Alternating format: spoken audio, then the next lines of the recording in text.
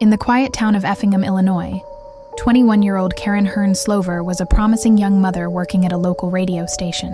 On the evening of September 27, 1996, she wrapped up her shift and told coworkers she was headed to pick up her 3-year-old son from her ex-husband's parents.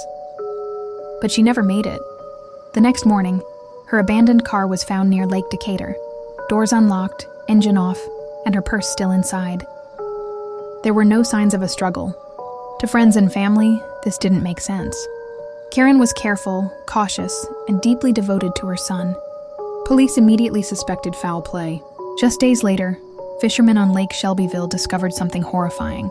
Duct-taped plastic bags surfaced near the dam, each containing human remains. Dental records confirmed it was Karen.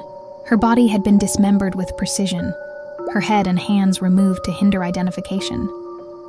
But the killer underestimated forensics. When investigators traced sand from the bags, it matched material from a local concrete company owned by Karen's ex-husband's family, the Slover family.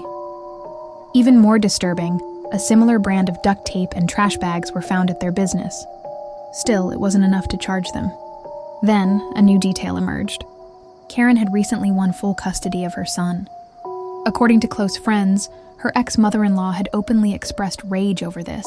One witness even claimed to hear her say, "If we can't have him, no one will." But with no direct evidence tying them to the murder, the case dragged on, until another chilling clue surfaced.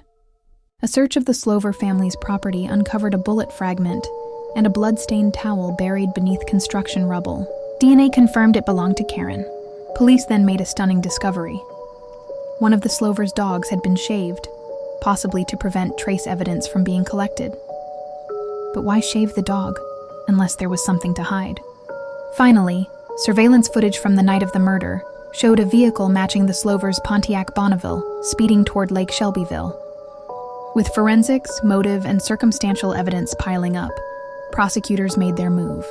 In 2002, all 3 members of the Slover family, Karen's ex-husband, his mother, and his father, were convicted of first-degree murder and sentenced to life in prison. But to this day, none of them have confessed.